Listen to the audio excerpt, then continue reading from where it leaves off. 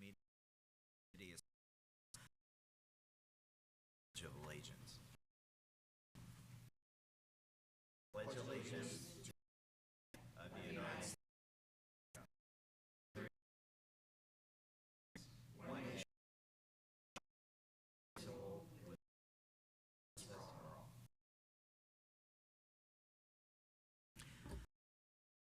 Do roll call. Here, Mr. Hall. Present. Mrs. Present. FYI, called me this, and he's on his way here, so in any moment. Okay, with that, we've got the minutes. We have two sets of minutes. The first is the August 17th, 2022 meeting. If there are no additions or corrections, I'll entertain a motion. Mr. Anderson? Thank you, Mr. President. Sorry, one quick correction on those. On page 2, towards the bottom, Mr. Anderson, I'd said, or should we rely on Tom for that? We were talking about the BZA Planning Commission reports back and forth, and Tom Hall, our representative, the minutes. So it should be Mr. Hall. Excellent job, and should get. Yeah, okay. It's towards the bottom. Yeah.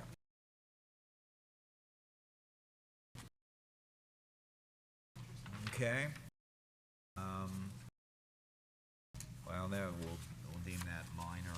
So, still looking in if I'll entertain a motion to accept this published. Second. Motion second. Any further discussion? The August 17th as published with of Mr. Hall signify by saying aye.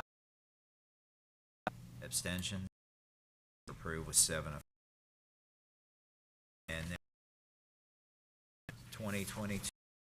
Are there any motions?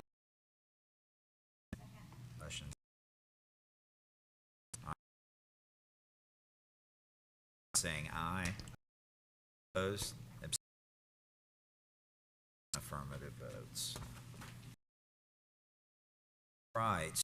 Communications, Ms. McNear, are there any? Nothing this evening, Mr. President, thank you. And also, Mr.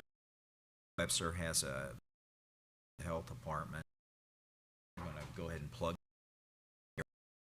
Thank you, Mr. President. I think you're aware that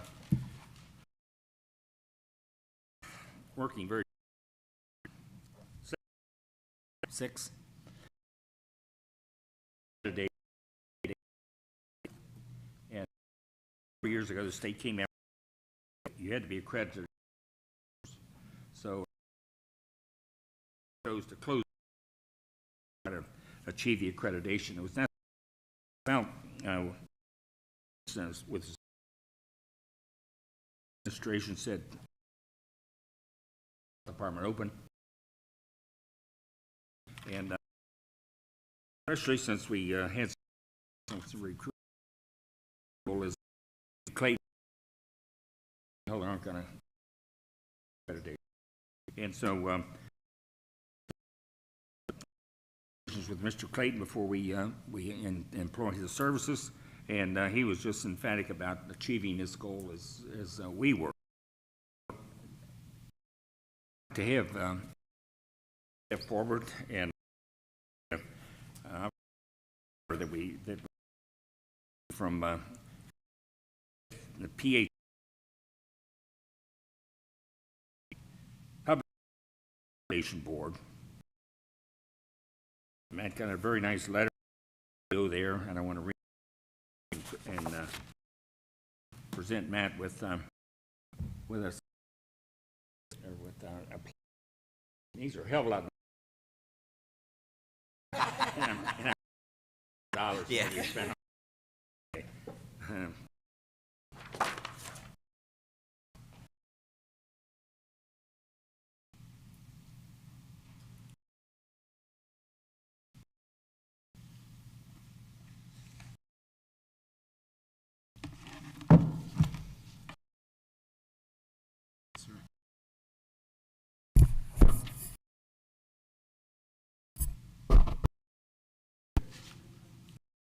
The letter reads, the Public Health Accreditation Board is extremely pleased to inform you that the City of Springdale of National Accreditation 2nd, 2022. To receive this national FAB, the city underwent a vigorous tested peer process to nationally establish standards and requirements communities healthier places to live, learn, and play. National accreditation, health departments, accountability, transparency, quality improvement, performance measurement, public services to promote and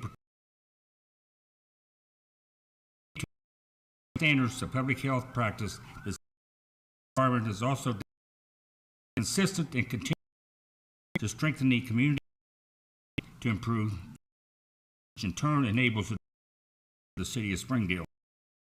Thank you for supporting the City of Springdale's health accreditation, and congratulate you on to assure will now be able of being served accredited health, and it's signed CEO Paul Hurt. Is that all right, Matt? Can't say how proud I am of that. The entire government here, we'd like to say much. Thank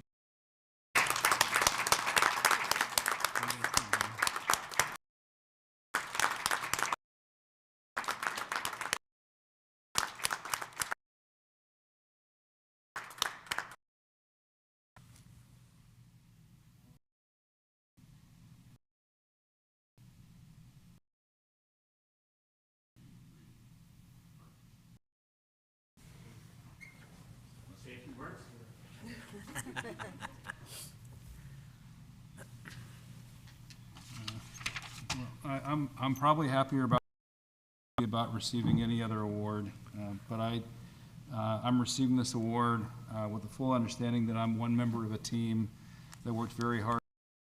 It was an awful lot. I just want to mention some, and that would first and foremost Becky, who's been working with the Springdale Health Department since May of 2020. Ellis, our Director of Nursing, Ella Jurgens, our former Environmental Health Director, Rachel, accreditation with us in 2022. Gene Hicks, who was our Director, Boyle, Pat Baker, Lena Full, and then we had many student interns and contractors that contributed their time and effort to make this possible. That included Serena Call, Urmi Chowdhury, Dan Gearsey, also Dr. Parth Chital Matuk, and Griffin Richardson. I would be remiss not to health, our elected officials, our ministers, and our mayor have provided the Springdale Health Department and have partnered with us to improve community health and achieve this accreditation. We would also not have achieved accreditation our police department, our fire department, recreation, building, tax, finance, public works, and economic development departments. I also cannot accept this and not, including Springdale offering support, the Coalition of Springdale Churches, our nonprofit community, not the least our Springdale Chamber of Commerce, and our to just say for all the efforts that and help to propel our small health department to achieve this national accreditation award. So thank you all very much. And while I have a moment, I mentioned that we have a health. So on October health fair to come out. A few notes about our annual health fair is that we'll be providing the flu shot, and in addition, we're going to bivalent COVID vaccine. We have both the available. Some screenings including BMI, hearing screenings, blood pressure checks, body composition screenings. Individuals can also pay $55 to have TriHealth provide cholesterol and glucose screenings Sterling Rapid Response will partner with us to provide the influenza vaccine for individuals who have private insurance covered by Medicare or Medicaid. So that will this week, October 11th, in the of the Springdale Community Center. It'll occur simultaneously with our Chamber of Commerce's annual. Much looking partnering with the Chamber of Commerce and community through our annual health fair. So thanks very much for giving me that, and look forward to seeing everybody next week. Free of your choosing. Thanks so much. Thank you, man.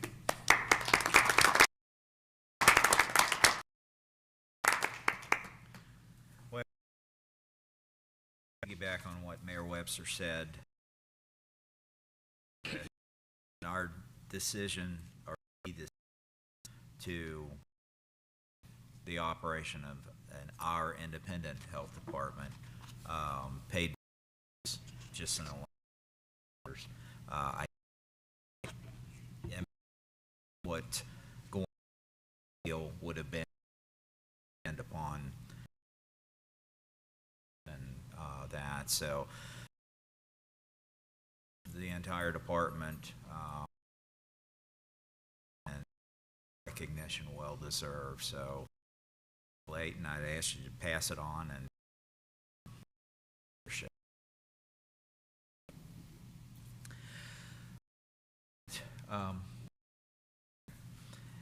would at this point we'll communications from the audience. Anybody in Press Council? Good evening. Just wanted to announce that after a 3-year hiatus, our 15th annual Business and Community Expo and off next Tuesday, September 11th, from 11 to down at the community center. So to entice you to come and get your free health screening and your free jab, you also get free chili. So it's a good time. We have door prizes, and it's good some city departments and see what's all offered here, as well as what the businesses in the community are up to. So hope to see you all there. Thank you. Thank you. All right, second call. We'll close communications from the audience. At this point, we'll move into Ms. McNeil. I'm sorry. Did we have any communications this evening? Okay. We'll move into ordinances and resolutions. And first off this evening, this is ordinance number 30-2022. It is a second and can be enacted upon this evening. Ms. McNeil, when you're ready. Ordinance 22, an ordinance authorizing the mayor and clerk of council, finance director, to enter into an agreement with the Ohio Department of Transportation Program Inspection Service. Whereas on the city of Springdale is responsible for annual inspections of bridges not included in systems, and determine the need to participate in the Department of Transportation Bridge Inspection Program services, not limited to bridge load calculations, assessments, bridge inspections, and fracture critical plan development. Now therefore be it ordained by the council, members elected thereto concurring. Section 1, being in the public interest of the city of Springdale, the city gives consent to the Director of Transportation to complete the above described project. Section 2, the city is responsible for any costs associated with the bridge inspection program incurred by the city. Eligible bridge inspection services are described in the service task order contract which is and incorporated herein by reference. 3, the city acknowledges that it will be responsible for the cost of any repairs or other from the inspections that should be completed. So hereby finds and determines that all formal actions relative to the passage of this legislation in an open meeting of this council, and that all deliberations of this council and of its committees, if any, which resulted in formal action, were taken in meetings open to the public in full compliance with applicable legal requirements, including Section 121.22 of the Ohio Revised Code. Section 5 that this ordinance shall take effect from and after the earliest period allowed by law. All right, council, I've heard the reading of ordinance number 30-2022. It is the second reading. What is your pleasure? Second. Motion second. Discussion? All right, seeing no lights, Ms. McNeil, you poll council. Mrs. Sullivan Weisskopf? Aye. Mr. Anderson? Aye. Aye. Mr. Jacobs? Ramirez? Aye. Mr. Aye. Ordinance number 32 passes with 7 affirmative votes. And next, number 31, this is a first evening. Ms. McNear, when you're ready. I'm sorry. Ordinance 2022, an ordinance approving a zoning map amendment for the property located at 111 Tri-County Parkway and approving the final development plan for the property. Whereas on September 13th, 2022, the Planning Commission met and considered a zone change for the real property located at 111 Tri-County Parkway involving 456 acres of the property for a proposed amendment to the zoning map of the city of Springdale. And whereas the applicant on the property from General Business District G Unit Development PUD allow for the construction of Hamilton County EMA Communications Facility. And whereas as provided for in section 153.255G of the Springdale Code of Ordinances, the applicant combined the preliminary development, final development plan. And whereas the City of Springdale Planning Commission, in considering the application, recommended approval of a zone change for the property from General Business District GB and PUD and preliminary development plan and the final development plan. Whereas on October to be named 2022, after proper notice having been given, the City of Springdale held a public hearing to consider the proposed change in zoning from General Business District GB to PUD and the proposed development plan. Whereas upon conclusion of the public hearing, the Council of the City of Springdale considered in an open meeting the proposed amendment to the city map and the recommendation of the Planning Commission of 111 Tri-County Business District GB Development PUD plan. Or be it ordained by the Council of the City of Springdale, Ohio, member 2 concurring. Section 1, the Springdale Planning Commission to the City of Springdale zoning map is granted such that the zone on Tri-County Parkway is hereby changed District GB to Plan PUD. Just to approve the preliminary development plan and the final development plan for the property located at Parkway, which have been approved by the Planning Commission in accordance with the exhibits listed and described in Exhibit A, which is incorporated herein by reference, is hereby approved, subject to the conditions of the Planning Commission and any other conditions or modifications imposed by Council, including apply, and B, the dumpster gate shall remain closed at all times and operated between 9 a.m. and 5 p.m. And D, all buildings exterior color palette per samples D, section 153.2C to screening of the tower along the north side of the property shall be required with, thus the alternative sidewalk plan is not accepted, and G, all equipment shall be contained in maintenance storage building. Section 3, Council hereby finds and determines that all formal actions relative to the passage of this legislation were taken in an open meeting of this Council, and that all deliberations of this Council and of its committees resulted in formal action to the public in full compliance with applicable legal requirements. Section 121.2 revised code shall take effect on the earliest date allowed by law. Well, this is the first reading. Is there this evening? Anderson? Thank you, Mr. President. And this may be a detailed question, and it's a good thing Mr. Braun's here now to answer it. In Section 2, 2B, it's is it just understood how to use their dumpsters and use their gates, except when active use or which?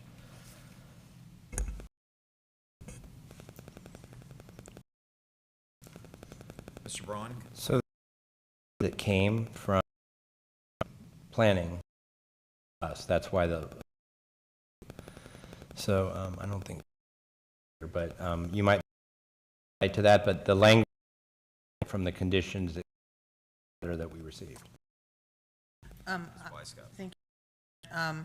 During our meeting, I do know that Mr. Oakham wrote down every single, every consideration we wrote down, and so consideration was or what we wanted to avoid was open gate. We wanted to make closed, And I do know that that was mentioned. I don't remember it saying at all times, to be completely honest. I don't remember that in our thing, as the gates that remain closed at all times. I believe the intent was not to leave the gates all day long, was the intent of it. I don't know if we need to here to reflect that, or, because we literally, the way that it was made was they read down all the considerations, and so I think that he may have put dumpster gates remain closed at all times, but I think he meant during leave them open all day. Mr. Braun. Thank you, Mr. President. This is a first reading, and I can bring it back to by Mr. Lamping. I would say the dumpster gate, other than when emptying the dumpster. Yeah. So I'll run that by him to make sure that's the intent, and I'll bring that to the next meeting if you'd like. Thank you. Mr. Jacobs? It might be a question beyond what we can answer here. Sorry, do we know how many employees they might be, people are going to show up for work on a daily basis? Ms. Skep? Give some numbers, but they said that overall, due to the confidentiality and the things like that, that they couldn't give us an exact number. Put in phases. At the beginning, there will be, then there will be. We'll have to because it is a 911 operating thing, but due to confidentiality kind of things, they were kind of vague on the exact amount. But it will be in, and it will start with the 911 people, and then there will be more added. Mr. Ramirez? Yes, I asked that exact question. Like for security reasons, they did not want us to know how many people were in the building at any given time. And that would vary, whether they had meetings or they had situations where additional people needed to be in the building for security reasons. Divulge that, but they assured us that it would be covered. Thank you. All right, I don't see any more lights, so we'll visit in 2 weeks. And next up, we have Resolution R-17, 2022. Ms. McNear, when you're ready. Resolution 2022, resolution accepting commission and authorizing the necessary tax. The Council of the City of Springdale, Hamilton County, Ohio, the 5th day of October 2022 at the office of 11700 Springfield Pike, Springdale, Ohio 45246. Whereas as this council, in accordance with the provisions of law, have previously adopted a tax budget for the next year commencing January 1st, 2020. Whereas as the Budget Commission of Hamilton County, Ohio has certified its action thereon to this council, together with an estimate by the county auditor of the rate of each tax necessary to be levied by this council and what part thereof is without and what part with the. Therefore, be it resolved by the Council of the City of Springdale, amount and certification be accepted, and be it further resolved that there be and is here duplicate of such tax necessary to out the 10 million follows. 1.114 the gross levy proceeds 1,960, and the tax rate to be levied is 3.08%. And be it further resolved, Finance Director be resolution to the county. All right, Council, you've heard the reading of Resolution R-17, 2020. It can be enacted upon this evening. What is your pleasure? Move to adopt. Second. Motion second. Discussion. Mayor Webster. Yeah, I have a question for Mrs. McNear. Do you know of any chance what this total was last year? Off the top of my head, I do not. The number I've got, 170,000. Yeah, it was the first time I've ever seen it at one, Right, over 1 that's million. what got my attention. Right, Yeah. but it's always, I mean, it's been at 3.08. Got an extra digit thrown in there, which is good news. Yeah. That's the first time we've been over that. Thanks. Thanks. You're welcome. All right, seeing no lights, Ms. McNear, your poll count. Ms. Ganther? Aye. Mr. Anderson? Aye. Mr. Hawkins? Aye. Mr. Jacobs? Aye. Mr. Ramirez? Aye. Mr. Vanover? Aye. Resolution R17 passes with 7 affirmative votes. Next up, we have Resolution R18, 2022. Ms. McNear, when you're ready. 2022, a resolution authorizing the city administrator application for the urban canopy restoration grant by the Ohio Department of Natural Resources. Whereas the city of Springdale has established urban and whereas the city of Springdale seeks to apply for funding through the Ohio Department of Natural Services for urban canopy restoration grant funding for tree planting and maintenance. Now therefore be it resolved by the Council of Ohio members elected. Section 1, hereby authorize and direct application with the Ohio Department of Resources for urban and grant funding for tree. Section 2, that the council for the hereby endorse and support the application for urban canopy restoration grant funding for tree planting and maintenance. The City of Springdale hereby requests the Ohio Department of to consider and fund this application. Section 4, that it is hereby found and determined that all council concerning of this resolution were taken in council and that all deliberation and of any of its resulted in such formal action meetings open to the public legal requirements, including Ohio 2. Section 5, that this resolution after the earliest period. All right, Council. Resolution R22. It's your pleasure. Move to adopt.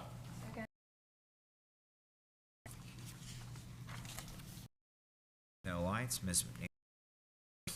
Mr. Anderson? Santos? Mr. Hawkins? Aye. Mr. Jacobs? Mrs. Sullivan Weiscup? Aye. Mr. Vanover? 18, 2022 passes with ordinances and resolutions, old business, and Mr. You have some business to bring forward. I do. Thank you, Mr. President. I just wanted to give council a quick update on Artisan Village. A couple things. We talked with the developer. We have received they've received their fencing permit. The fencing is due to get installed on or about October the 17th. It'll take around to get fully in. There's quite a bit of material to get set up with the. We should see some things here in the next 10 days or so. So we're getting closer to demolition permit. Different parts of the property over there. With the building department time in the next probably weeks to begin demolition before the. So, and with that, I want to introduce Andrew Spore, counsel for the city. Some of the infrastructure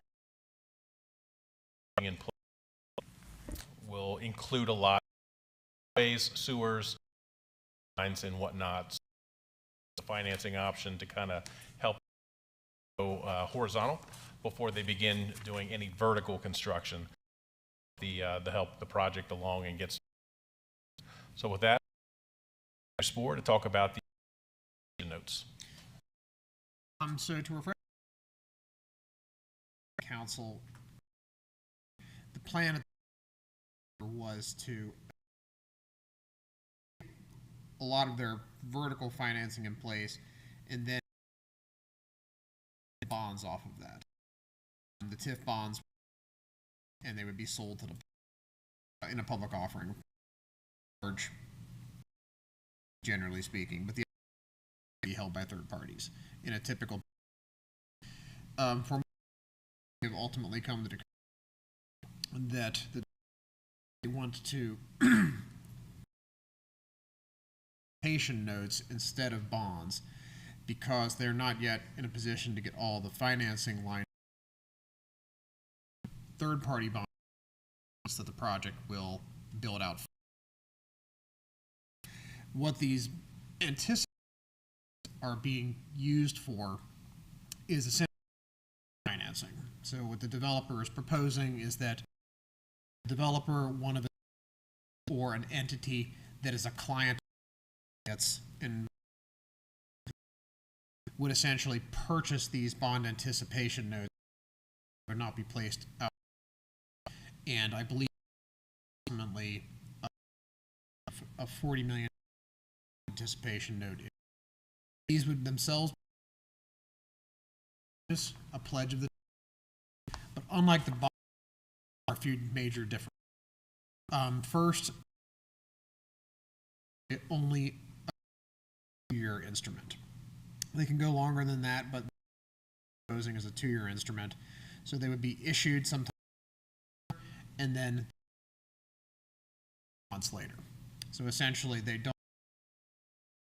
There are a number of considerations that are discussing this with the developer, affect the city's interest, and those are following. First, the idea is that this will be by the developer.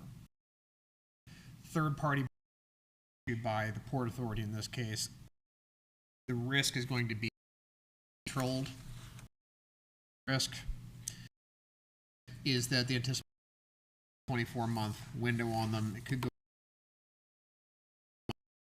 So in other words, if the project isn't developed, then a risk of bond. The bonds will be issued, they'll mature. They will have to be paid off by the a guarantee. That's not being required currently. And then finally, one of the stipulations is not a minimum obligation or special assessment obligation site. Principal reason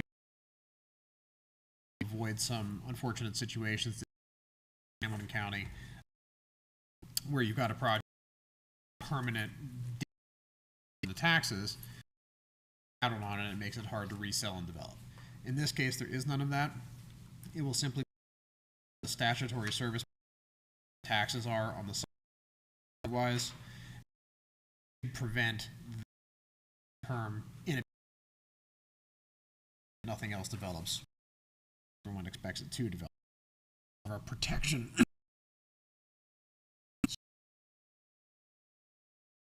A debt loop. That's, and I can stop right there, and if any questions, I'd be happy to answer. Oh, one critical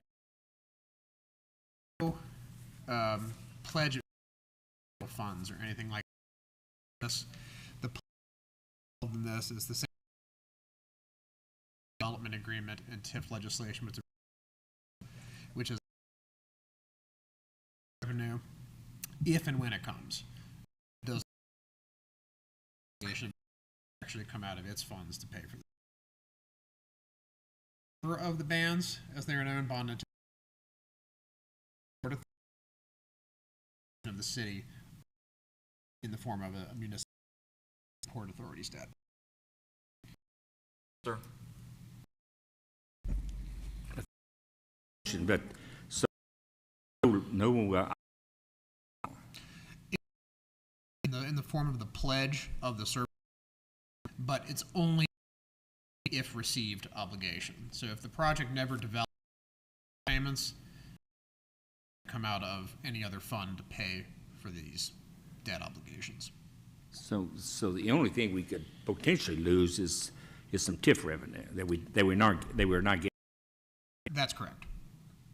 Yeah, there is no other obligation of any municipal funds except for the TIF funds from this particular TIF. And if this particular TIF never generates any revenue, then there's no payments made by the city. Okay, then it's a little confusing standpoint that I can't imagine that this project's going to generate any TIF revenue in the first 2 years here. No, it will not, in all likelihood. So the likelihood is there's money available to retire these bonds. That's correct. So effectively, notes. That's a very good point. Effectively, the TIF revenue from this project, even at their original estimates, wouldn't have been materializing until after that because of the way that taxes work in Ohio, where they're in arrears. So practically, what will have to happen at that point is they will either have to ask to what is known as rolling the notes, meaning renew them for an additional 2 years, or which the Port Authority would have to agree to. And in the contracts with the Port Authority, that's something the city can put that they would have to agree to as well. So that would be option one. Or option two is, and this is what the developer expects, is that sometime between now and a year from now, they will have pulled together a lot of this private financing for all the other stuff that they're going to build. And at that point, they will be ready to take the bands out with long-term bonds.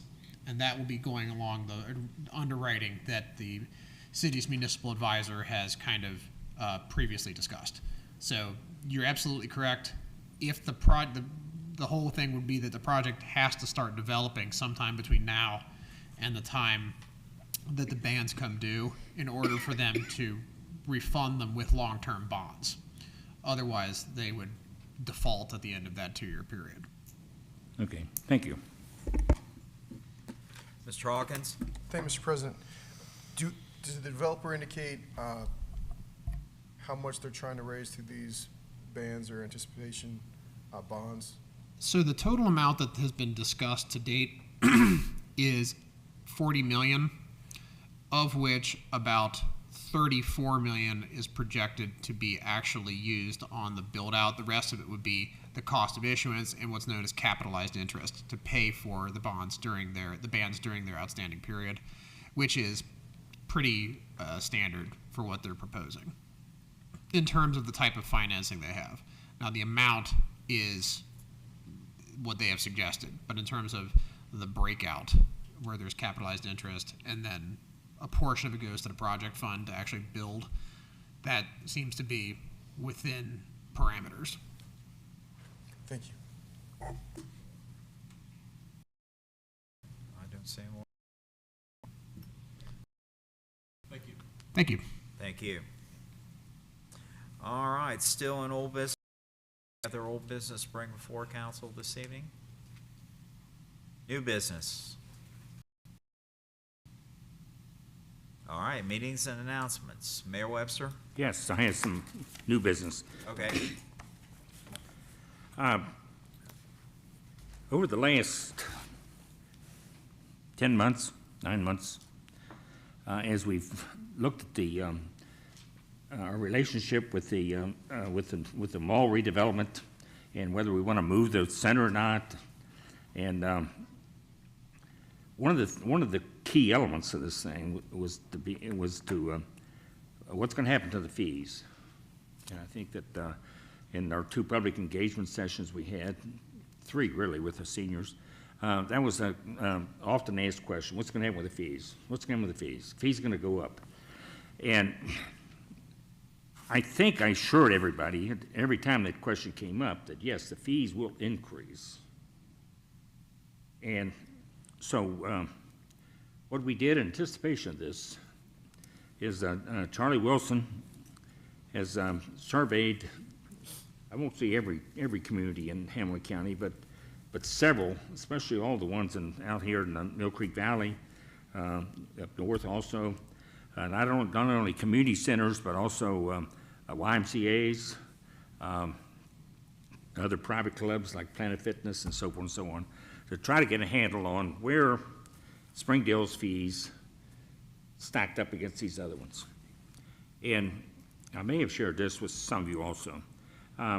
We find out that we're at the almost bottom of the heap as far as fees are concerned. The last time that we had a fee increase was 2009 in our fees.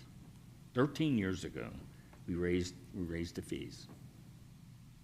And so it's high time we raised those. Whether we move, whether we stay, whatever. So anyway, I'd like to pass out, you guys got yours, right? This is proposed rec center fees.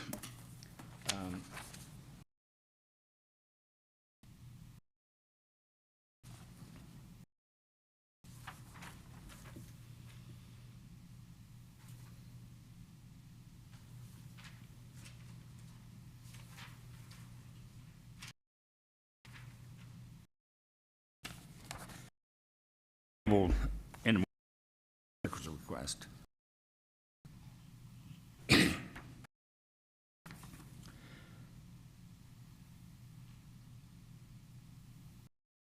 This is what we're proposing to do. I don't think any action on council, right, Solicitor? Mr. Braun? Do we previously, have we set fees for the rec center by ordinance? No. Okay, so they're administrative then.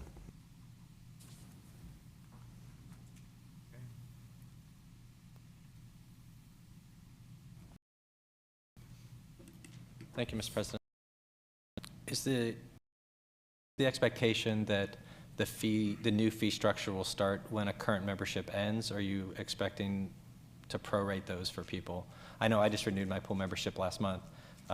Am I going to stay on that annual fee until it expires and then go to the new ones? Or what are the thinking there? These fees would go into effect January 1st.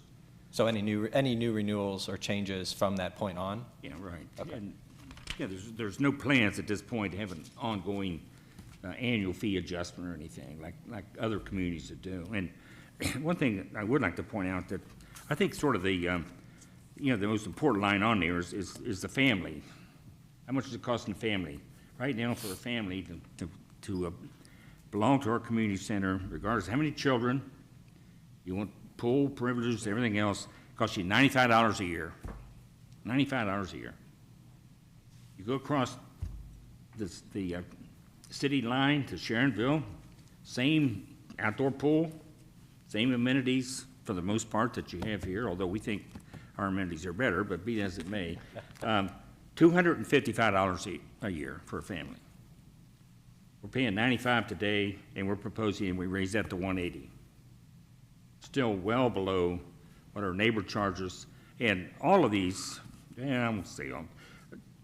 The charge that we gave Mr. Wilson was that we wanted the fees to remain in the middle of the pack. We can't continue to be the lowest, and we sure as the heck don't want to be the highest. And so we think that all of these fees would sort out somewhere in the middle of the pack. Ms. McNair? Thank you, Mr. President. As I'm looking at this chart, I would fall into the senior 62-plus group, which is current fee of $20 annually, and it's moving to $30 annually. I belong to Mercy Healthplex, and my fee plus tax is just shy of $70 a month. So this is truly a bargain, whether it's $20 or $30 annually. Thank you. Mr. Ramirez on this topic? Yes. Go ahead. Thank you, Mr. President. Mr. Mayor, has any comparison been done with these fees as it relates to income tax for the other cities? I'm sorry. I didn't understand the question. These rates, how do they compare to other cities? You said we're at the bottom. How do we compare with our income tax rate to these other cities with higher rates? As I stated, Joe, our charge to Mr. Wilson was to put him in the middle of the pack. Hopefully half of the municipalities and half are lower. So we're right in the middle. Well, I understand that. What I'm asking is, I know where we stand with recreation, but in comparison, some of those are funded by maybe higher income tax rates, and ours at 2%. I want to know where our 2% is in comparison to the other cities that may be higher. Are they paying a higher rate, or are they paying a lower rate and paying higher fees for recreation? Don't know. I don't know how we go about answering that. I really don't. Well, it'd be easy to figure out. Just find out what the income tax rate is for the other cities. Mr. Yule? Thank you, Mr. President. I think the short answer is, we did comparables with Sharonville. We did comparables with Mason, communities that operate community centers. So I think as far as an income tax comparison, I'm not exactly sure what Sharonville's income tax rate or Mason's is, but even with that, we're still on the low end of our proposed fee structure. So I think the only one that might be lower from community centers is Evendale, but they don't have the same types of amenities that we offer here. So they have the pool and whatnot, but not everything, if that helps answer. But we can look into it a little further if it's information you'd like us to get.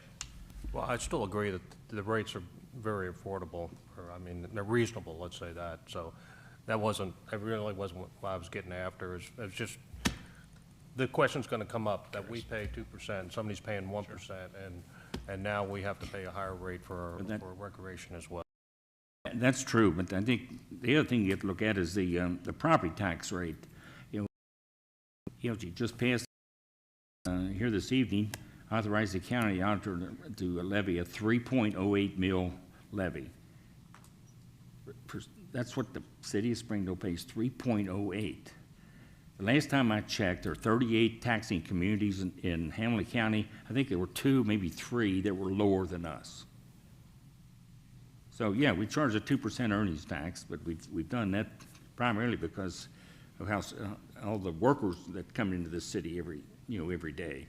But as far as what the people in this city pay for their services, I mean the 3.08. If you have a house that's valued at say $100,000, you're going to be taxed on about $45,000. 3.08. That's like $120 a year in property tax. That doesn't even pay for your garbage collection, let alone your street lights and your police and your fire, and the snow being scraped off your street in the wintertime. So, yeah, I don't think we have anything to be ashamed of as far as this fee schedule here, and our 2% earnings tax and our 3.08 mil property tax. Mr. Yule? Thank you, Mr. President. Just some quick research by our city solicitor. We were able to find out Sharonville has a 1.5% income tax rate. City of Mason has a 1.12. City of Evendale has a 1.2, and Blue Ash has a 1.25. And we are still below what the other ones are currently charging, with the exception of Evendale. But again, it's not quite apples to apples. Hopefully that provides a little more insight. Mr. Jacobs?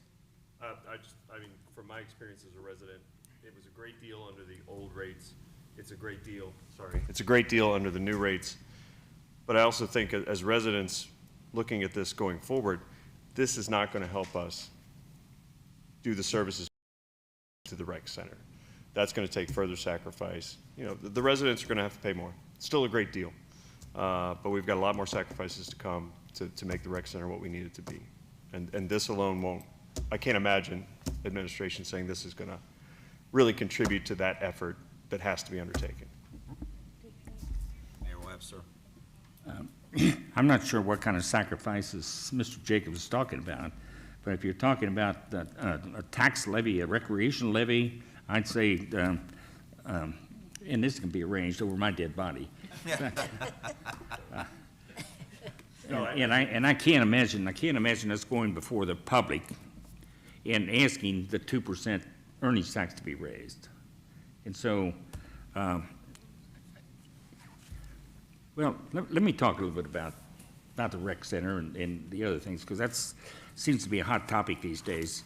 You know, we had this assessment made of all of our municipal buildings. And I said to anybody that'll listen to me about this, that, some of the numbers in there are somewhat alarming. I would challenge anybody in this back with this assessment company and do the same thing to your home. And let me tell you one thing, if your home, if anybody in here has a home that's over 50 years old, it's outlived its usefulness. So how many of us are going to tear down our house? We're quite 50 yet, but we're plus 40. I don't think we're anywhere near tearing our house down or our condo, and I don't think any of you live in houses that are ready to be torn down.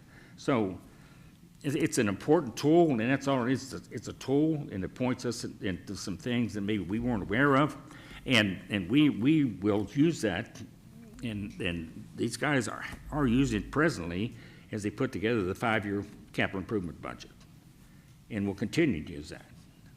And it's not like then all of a sudden, we have no money for capital improvements. I just remind you that the last 2 years, we spent $300,000 putting a new roof on a community center.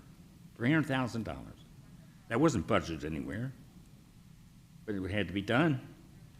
And it's the same way, as we will prioritize those improvements, and we'll make a dent in them every year as we go forward. I don't think that we have to prepare the community for sacrifices, in all due respects. Mr. Jacobs? No, I didn't mean to imply that anything like that is coming. I just know we are going to have to prioritize. It's not going to be an easy lift, but I think anybody who's been in the community for a long time knows the lift is always made. We take care of the buildings, and I think your point is well taken. Lots of us have had recent electrical work to our homes, for example, or various things like that that come at you without expectation. So I wasn't doing doom and gloom. I just know it's not going to be an easy lift. Mr. Hawkins? Thank you, Mr. President. I agree with everything that's been said in terms of, obviously, our residents have had and continue to have great amenities at a low cost, relatively speaking. The question I had, and I'm just more of a confirmatory thing, it sounds like was tasked with in the middle of everybody else in terms of where the fees would be. Confirming, as I is in the increases, it's not uniform in terms of we're not doing 30% or 40%. And so I was just confirming that when the analysis went through, folks were looking at just each individual youth versus over 18 versus family, and trying to find the middle range for each of those. Is that accurate? That's exactly right. We did not apply a general percentage across the board. And that point was raised last night when we talked about this at the Park and Recreation Commission. Several of them raised the same question. Ms. Weisskopf? I have a question because, I'm very involved in the rec center, so I had a question about this. On the non-resident fees, youth, 12 to 17, the $25, or sorry, there was no fee before, and now there's a monthly of 20 or an annual of 240. I know that is that the activity pass is what we used to call it. So if I lived in Forest Park and I have a child who wanted to play a sport and we don't have it in Forest Park, in order to play it at Springdale, I would have to pay a non-resident youth fee, which was normally the $25, but now it's not even listed on here as what it is now, as a non-resident. But now it was 25 before, but now you're saying 20 for a month or 240 for the whole year. Is that the same fee, or is that a completely different pass? I want to make sure that I'm talking about the same thing. I think this is totally different. I don't think Okay. this has nothing to do with the league participation stuff. Yeah, because we used to have, because that's why I wanted to make sure, as we're going through here, because I don't want people to look at this and go, oh my goodness, I can't do this because I don't want to pay $240 so that my kid can play 3 seasons. I want to make sure that when people look at this, that it's clear that activity fee is separate and not affiliated with this non-resident fee. Mr. Jones? Thank you, Mr. President. That's exactly correct. Thank you so much. All right. I don't see any more lights. Mr. Anderson? A question, please. Was there any thought given to incentive membership for this? It seems like now are we allowing month-by-month memberships? So somebody could join just for, they say, the pool season, get an even better deal than they would if they joined any other pool, and then cancel out. Was there any thought a discount to annual membership to encourage residents to be year-round, lifetime type members? By a month or 2 for those, just to encourage, instead of just kind of use an activity today, let me just do a month membership. Thank you, Mr. President. Yeah, we haven't worked on details, but that was a concern, obviously. We don't want people just to join, pay $20, May, June, July, and then cancel. So we are working through a couple logistical issues to see how we can safeguard ourselves and also incentivize maybe a prepay for the full year versus a month by month. He was going to call around and figure out what some other people do to safeguard themselves from just a short-term membership to alleviate that issue. That'd be great. I'd love to have people there year-round. I know it's always a lot busier in the summer when there's a lot more to do and outside in the pool, so I'd love to encourage people to join for the full season. Okay. All right. Thank you, administration. All right. New business then. I'm sorry, that was the end of new business. Meetings and announcements. Ms. Weisskopf. Thank you, Mr. President. Planning Commission will meet in these chambers on Tuesday, October 11th at 7 p.m. Mr. Anderson. Thank you, Mr. President. The rental program committee will meet in the administrative conference room on 10/12 at 2 p.m. Mr. Hawkins. Thank you, Mr. President.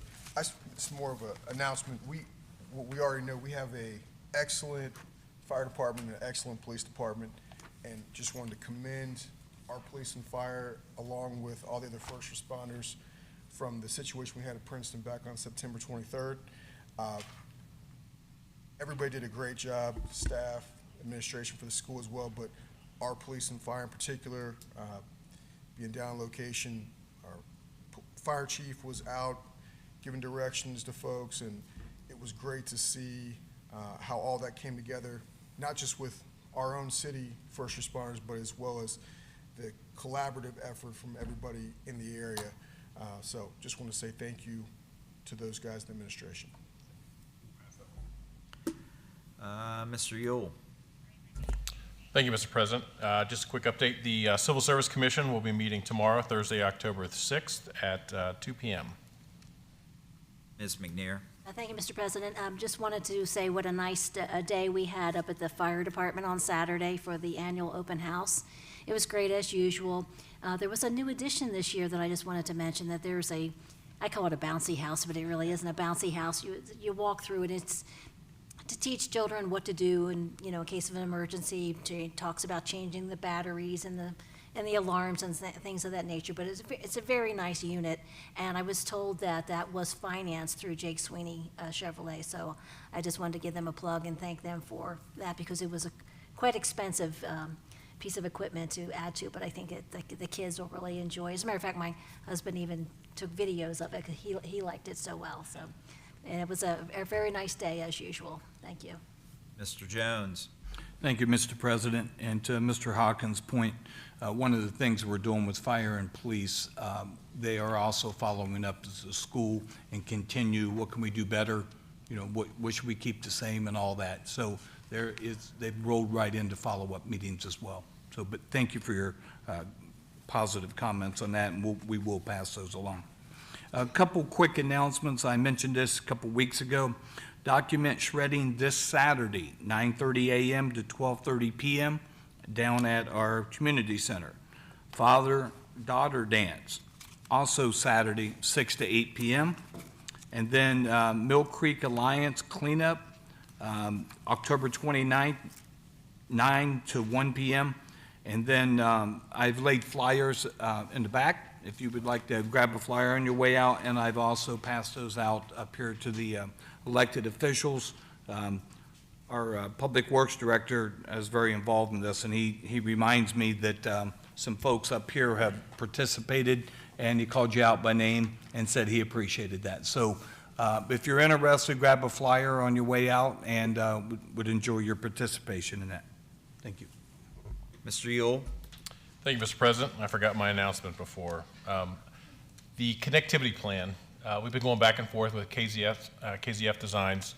Our city planner and our city engineer have had time to review the plan as well and provided some comment. So initially we had thought we would bring it before Planning Commission in October. That's actually going to get pushed out to November. So right now it is planned to go before Planning Commission on November the 8th, and then we'll come before council on November the 16th. Thank you. All right. Well, at this point, we'll go to the floor for communications from the audience. Is there anybody in the audience like to address council for any reason?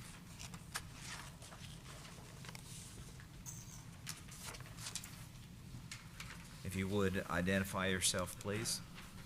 My name is Kevin Huff. I live on Elk Ridge Drive in Springdale. My first question was about the increases in the rec center fees. In the study, was there anything that looked at income of residents versus in Springdale versus the other communities we looked at? Especially in the economy right now, people are stretched thin. Are we looking at family incomes as they relate to these rec center fees in other communities? Mr. Jones? Thank you, Mr. President. That was not looked at. We looked at, in the last more than 20 years, the rates have been increased twice, and most recently in 2009, and we based it off of that. And as Mr. Yule indicated, although the task was that the mayor indicated to the park staff was we don't want our fees to be more than in the middle, we actually continue to be at the lower end. Okay, I'm just concerned, looking at some of the areas north of us and other areas that basically print their own money. Are we as the same as they are, or are we different income levels as some of these other communities? I don't know if we can look into that as we move forward with this. Mr. Jones? There's no plan at this time to measure from that. It's simply that it's been 13 years since we've raised the rates, and we continue to be the lowest in the area. Mr. Anderson? Thank you, Mr. President. It's an interesting point that you raise. I will point out that when we went through our comprehensive plan that this body approved about 6 months ago, as part of that, we did look at income with some of these same communities. So there is an idea of how close we are to average income with some of the same communities. If you wanted to get to the details, that's still available to look at. If I remember right, we were in the middle of the communities that Mr. Yule mentioned. We were on the lower end and the mid end of some of them. Some we were above.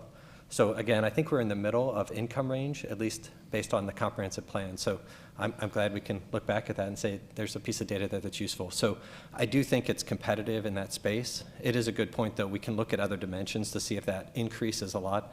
I do support subsidizing Parks and Rec as much as we can because it builds that community that so many people look for and makes Springdale unique. These fees are still very low for what you get, so I appreciate that it's probably time to look at it again. And it's not to say that we can't change it again. If it turns out to be a big barrier, that's certainly feedback that I'm sure administration can take, and maybe that's something where we look at a sliding scale in the future or a fee discount if you're in a certain range. We can certainly look at that. I think at a base, though, it's due to be increased. It's just been a long time. Thank you. No, I agree. Just want to make sure we increase it proportionally. Yeah. Mr. Hawkins, you had a comment? Thank you, Mr. President. I was going to agree. I mean, it's a good. There's a lot of different metrics you can use to compare and consider, but I think at the end of the day, still, when you're looking at $15 a month per family, I mean, I'm just sitting here thinking when 30 years ago, going into college, working out, the gym where I worked out, I was paying more than that for just myself, and that was only a weight room. There wasn't a place to go run or a pool or any other activities, basketball or anything like that. So when you still come back to these actual numbers and you look at what they are in comparison to, I mean, anything else I can think of, it's still really, really good. Mayor Webster? You know, we looked at the YMCA's, we looked at Planet Fitness. I mean, we're not in the same ballpark with them.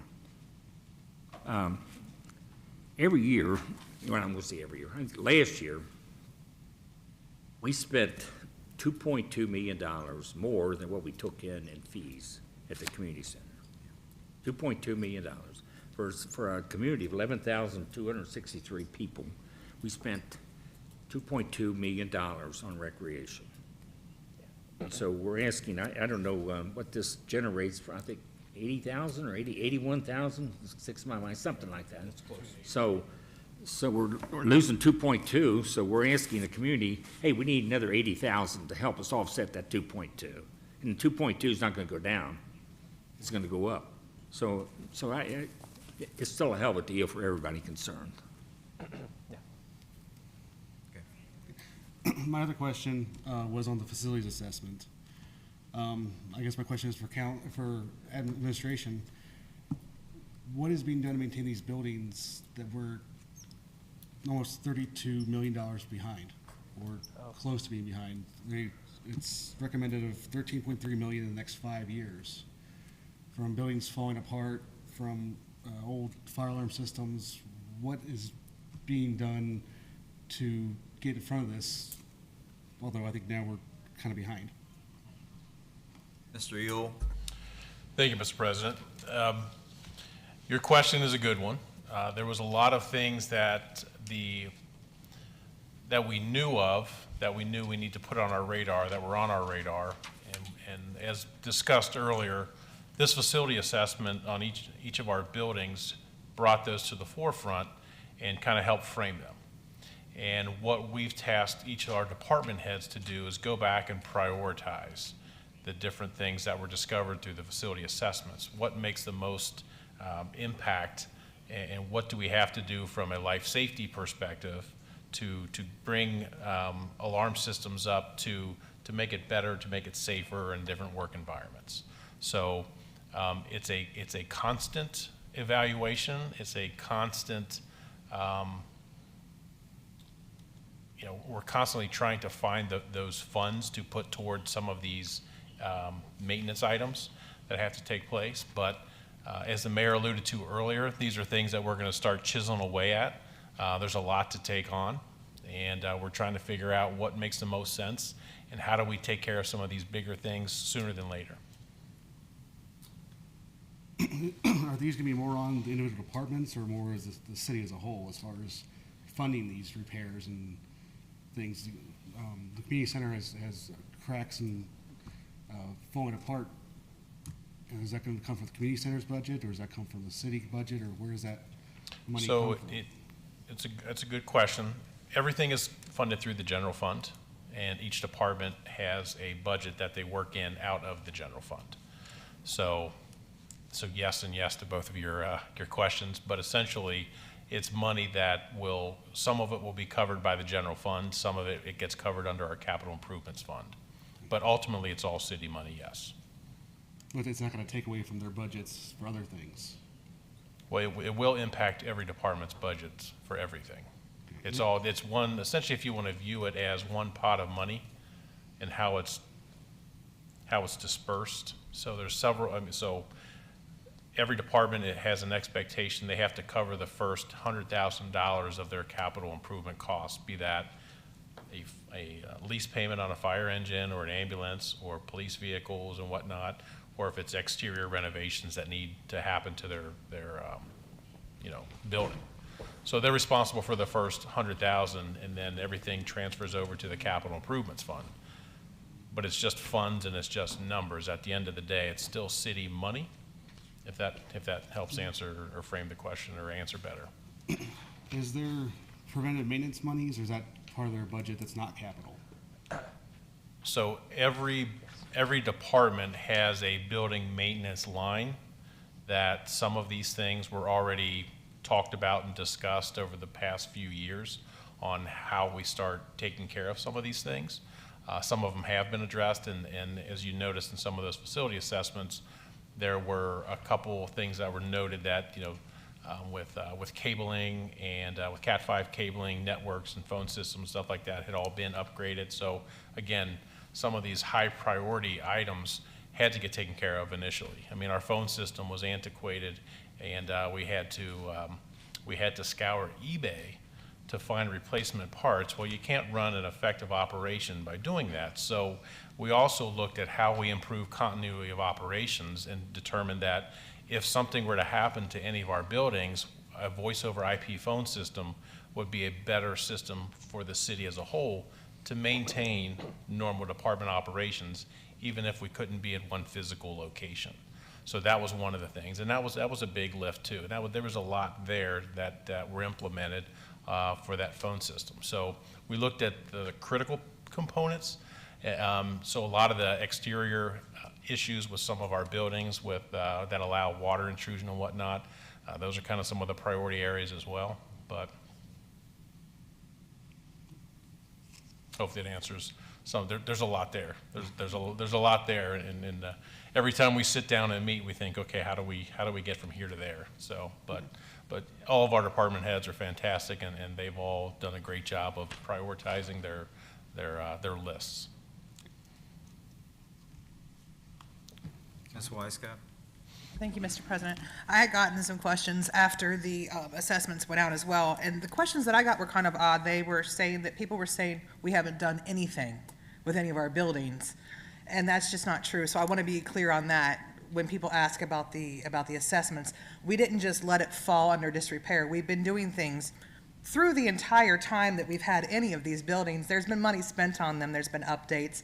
There's been things that have had to be done that we've done, and I'm very proud of our city to be able to keep them going. If they were really so dangerous, the rec center wouldn't be open. It's not falling down. It's not crumbling down. It is standing on its own. You're not going to lean up against it and it's not going to fall down. It's a solid building. Our buildings are solid buildings. Are there things that need to be done? Absolutely, we saw that. But I guess that the message I want to get out that I have gotten then was, why isn't the city doing anything about this? How come the city hasn't done anything about this? Why are all of our buildings in disrepair? When you drive past our buildings, you know that they're not disgusting. You know they're not falling down. They're not graffitied. We have windows that are solid. We have solid foundations and solid buildings. We don't have unsafe places for any of our citizens or any of our workers to be. So that, I guess that's a big thing is I want to get across, is that when you look at those, you're looking at every single thing they ever found wrong. If you've ever had an assessment when you like buy a house or something like that and they go through, mine was like, oh my gosh, my house is falling down, but it's not. It's not. And I feel very safe sitting in this building. I don't feel like it's going to crumble down. I know that there have been some updates done to this building within the last year. There's been some over at the rec center. There's been some, a new women's locker room at the police department. There are things that we have done to update things. And I do want to get that across, that even though there are things that need to be worked on, we've done a lot. So I just wanted to get that out there, that even though it says some bad things, we've done a lot of great things. Thanks. Mr. Ewell? Well, thank you, Mr. President, and thank you for that. And I think the accolades that need to be paid are to council and the mayor. They've taken care of the residents first, by way of services, streets, and different amenities, and look to themselves second. So they're always putting the residents first, the residents' needs first, and that's why some of these other items, as they pertain to some of the buildings, are have been put off onto the back burner, and now here we are. We do have to address some of these, but the residents have always been first in this city, and it continues to be the first priority. So why are we in this situation? Because the residents have come first. Mr. Hawkins? Thank you, Mr. President. And really just highlighting, I want to make sure this is really focused on the dialogue you've had with our administration going through just now. The reality is, in what Mr. Ewell is telling you, and you're asking about, is there a different pot of money this has come out or a different fund this has come out? It's all the city money. I can tell you, sitting on the finance committee, there's not more money than what there is. And you're right, there's some other municipalities who can just about print money with some of the things that are there, right? There's a place that has a golf course that loses money and they just, no big deal, right? And you heard from the mayor that we take a hit in terms of cost and revenue on the rec center because it's something that's provided for the residents. It's willing to do that because of the lifestyle that gives residents in Springdale. But the idea that council, the administration just says, hey, we're not going to worry about repairing things or fixing stuff, just is not the case. Everything has to be prioritized, just like all of us do in our own homes. You got to figure out what is the most important thing to take care of in terms of putting dollars there, because there aren't going to be magic dollars that come out from anywhere else. And always the priority becomes police and fire. We got to take care of that. We got to take care of our infrastructure and our roads. Those are the things that impact all of our residents. We have some residents out of the 11,000 that are never going to set foot in the rec center. They're just not, right? But we still want it to be there, we want it to be available. If you go through and you look at the budgets and forecasting, there's discussions every year about things that need to take place throughout the city, projects need to take place, not just building repairs, that we're forecasting and setting out. There are things that take place economically where it may not be prudent to put that at a higher priority than something else, or at the cost of police and fire or some of these other things. There's a reality that still, I think we feel the impact of a decade and a half ago with some decisions made by the governor and the state legislature that as a municipality, we still suffer from. We had to manage things through the course of that. And council and the administration, the mayor have done excellent jobs where some other cities weren't, and villages, townships weren't proactive when we were back in 2009 to be able to maintain some things. And during those times, we had employees that probably suffered some in terms of their income without having to go to the residents and cut services. So, you know, there's some narrative that's out there, some residents that are thinking city administration, city council just isn't even thinking about some of these other projects or buildings. That's not the case. You got to go through, you only have the money that you have, and the first thing that we got to take care of is everybody's safety. That's a priority. Anybody that's been coming through for the last couple of years, we've been dealing with the roof at the rec center, right? I can't tell you how many years that's been going on. That was a major issue going back a few years when I remember my kids in particular were out playing basketball, and we have buckets out or garbage cans out on the court because there's water leaking in. Administration immediately went and addressed that. Now, we had money that was budgeted to go someplace else, was not to go to the roof that year, but immediately went and addressed that situation. So, you know, folks have been very prudent in terms of addressing things. And, you know, it's important that residents understand that. It's all priorities, and I think what you see is folks are prioritizing things in a way that's appropriate to make sure we take care of your needs. Well, and I think the mayor's example about kind of drawing it back to your house. Hey, I'm in an 80-year-old house. There are things in my list and my wife's list are two different things. You know, but there are things that, you know, we have a pot of money and we got to keep the lights on, got to keep heat, got to keep, you know, the exteriors done, whatever. And also along that lines, and Ms. Gantos, being in real estate, I see them because I get called in on them. When they do a home inspection at the sale, I mean, some of these inspections are like, you take, you know, early on I had this jaundiced eye that it's like, there's no way I'd touch this thing. But it's, you know, now I have issues with home inspectors, and that's a whole nother story. So, but it is, I think that's the best way to look at it. We all, our homes, I mean, you know, I've got a 20-year-old, actually 22-year-old concrete driveway, you know, and I'm out there treating it and all this to keep it going. You know, windows, we've upgraded windows, you know, we put a roof on a few years back. It's stuff that, you know, we don't want to live with buckets through the house, you know, and we want to keep the lights on. So we, you know, we prioritize. You know, you have your wish list, you have the must and the wish list, and, you know, sometimes I win and hold the wife's wish list off, not others. But yeah, that really is the best way to look at it and draw it back because it is. I mean, it's big numbers.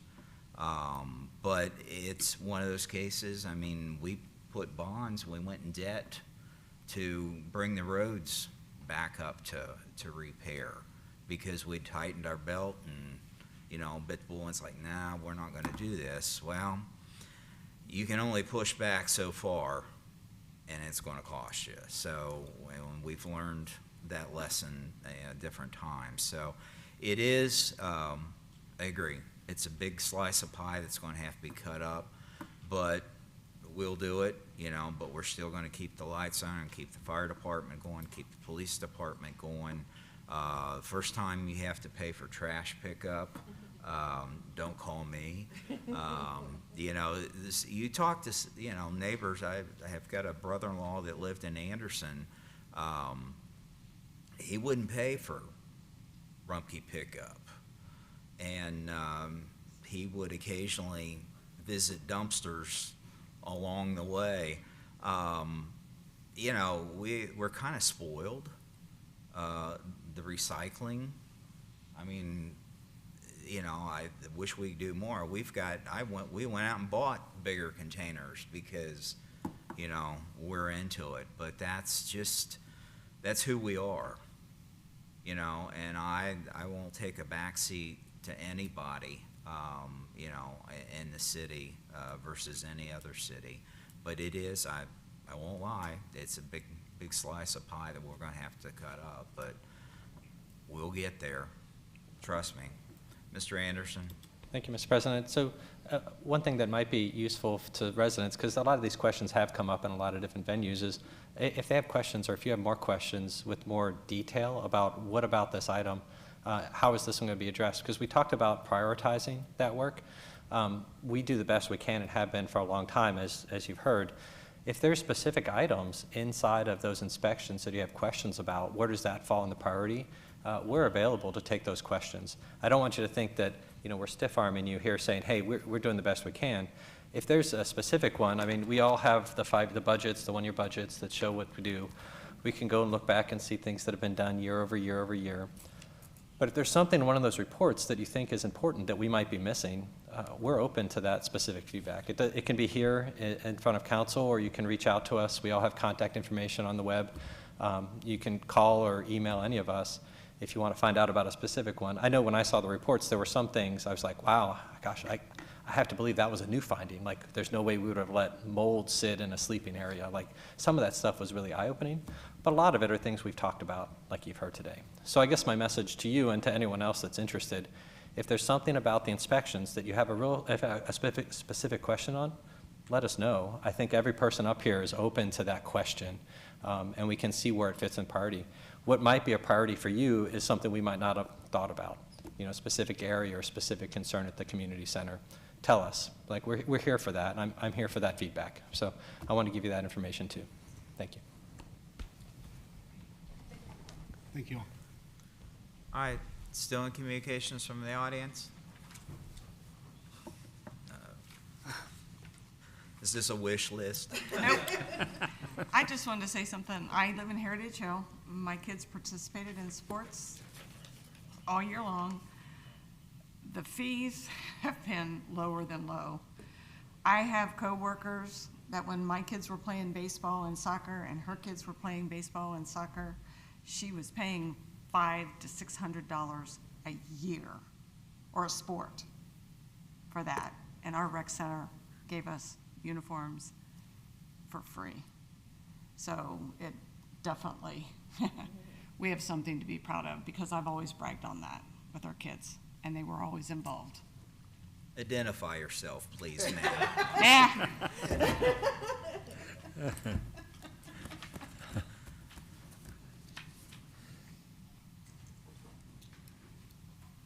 Hello, I'm Katie Wells. I live on Bernhardt Court. I wanted to piggyback off of his questions a little bit. I know in the past, before the MOU was allowed to expire, there was mention of TIF funds being used for some of these items that are desperately needed. So where does that kind of stand now? Mr. Yule? That's a very thought-provoking question and very involved. The short answer is the TIF funds can be used for some of these items, yes. We're not planning on how that applies to any of these maintenance items yet. The money's not there, the money hasn't come in. So we'll kind of wait for that money to come in and then use that as a mechanism to to get some of these things addressed and fixed. Perfect. And then is there still a facilities committee, and does that meet to address all these problems, and when the TIF funds would potentially, hopefully start rolling in?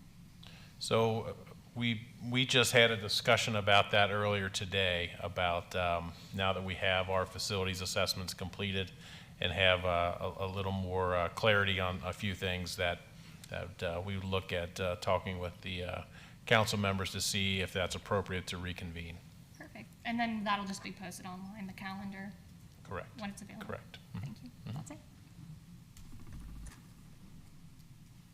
Okay. Second call, communications from the audience. Third call, we'll close communications from the audience. Mr. Hawkins, we'll go to you for an update on legislation still in development. As you review your internal memorandum, item number 1 was addressed with ordinance number 30/2022, an ordinance authorizing the mayor and clerk of council finance director to enter into an agreement with the Ohio Department of Transportation to provide bridge program inspection services for the city of Springdale. That passed the 7-0 vote. Item number 2 is addressed with ordinance number 31/2022, an ordinance approving a zone map amendment for the property located at 111 Tri-County Parkway and approving the preliminary development plan and the final development plan for that property. That was a first reading. Item number 3 was addressed with resolution R-17/2022, a resolution accepting the amounts and rates as determined by the Budget Commission and authorizing the necessary tax levies for 2023. That passed the 7-0 vote. Item number 4 was addressed with resolution R-18/2022, a resolution authorizing the city administrator to file a funding application for urban canopy restoration grant funding through the Ohio Department of Natural Resources, and that passed the 7-0 vote. All other matters are forthcoming. All right, and stand with Mr. Hawkins, a recap of legislative items requested for our next council meeting. There'll be a second reading and a public hearing for ordinance number 31/2022, an ordinance approving a zoning map amendment for the property located at 111 Tri-County Parkway and approving the preliminary development plan and the final development plan for the property. There's also a request for an ordinance authorizing the mayor and clerk of council finance director to enter into an agreement with the best contractor for the East Kemper Road CSX Bridge Rehabilitation Project and declaring an emergency. That's all I have unless there's anything else from council or the administration. Administration, we solid? Mr. Jones? Thank you, Mr. President. The only thing I would mention is that we will have a lot of introductions forthcoming in the near future. We have a lot of replacement positions of folks who have retired and so forth. So you'll see quite a few introductions in the next few months. Okay, good. All right, we have item 14 before us. Move to adjourn. Second. Council's adjourned.